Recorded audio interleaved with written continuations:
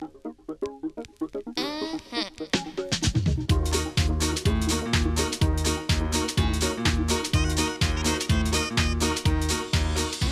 répété que pour avoir une poussée efficace et puissante, il fallait que la jambe qui ne va pas pousser soit la jambe qui tienne le poids du corps.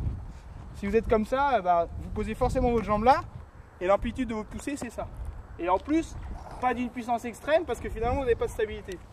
Alors que si on a une jambe qui est en dessous de notre bassin, là on va être stable, et quand on va amorcer la poussée, déjà on va avoir une amplitude plus importante, et comme tout le poids est sur cette jambe là, celle-ci elle a qu'à faire une chose, c'est pousser. Donc là, tac, on va pousser hyper fort. On va essayer de regrouper toute la phase de poussée. On part sur une position, on part comme ça, on va se mettre comme ça. Là on est en statique, on est bien. 10 secondes. 10 secondes, même position. Jambes levées. 10 secondes, on remet dans l'axe.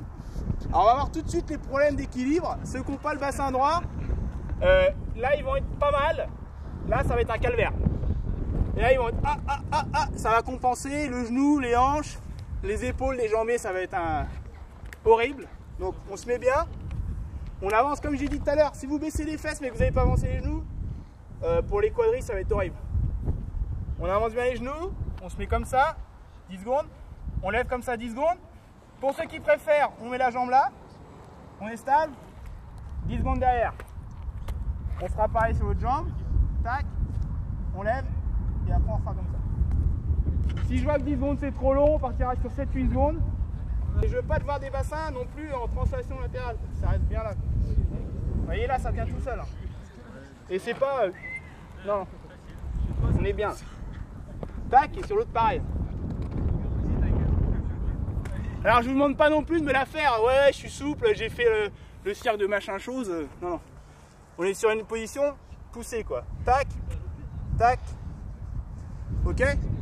Donc on lève le pied d'1 ou 2 cm. Pas plus que ça. Et on essaie de se tenir sur une position où on a le moins de correction possible. Comme ça, non. On est stable. C'est quand tu es comme ça là, ouais. Comme c'est un peu dur d'être pour comme ça, et bah tu as tendance à mettre du poids sur la droite de ta jambe pour que ça fasse un système de balance. Donc du coup tu fais pivoter les épaules comme ça. Il faut que tu restes dans l'axe. Donc comme ça, je veux dire ton quadrille il prend. Si tu avances ton genou, ton poids il va être au-dessus de ton pied. Du coup ça, je dis pas que ça va être facile, mais tu vas être quand même vachement plus à l'aise, tu vois. Donc tu mets ta jambe à peu près au niveau de ton cou, comme ça. Et là, tu es stable. Voilà, ça bouge pas. Et là, toi, tu fais ça. Du coup, ça te soulage un peu. Bah ouais, mais tu as les épaules et le bassin qui pivote. Tu vois, là, tu refais exactement.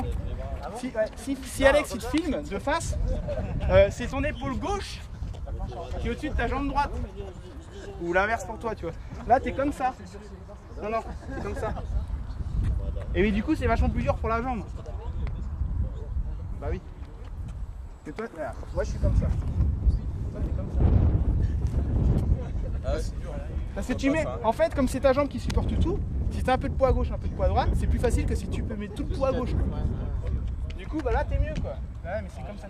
Et en plus, là, t'es beaucoup moins compact que là, quoi. Là, je suis compact.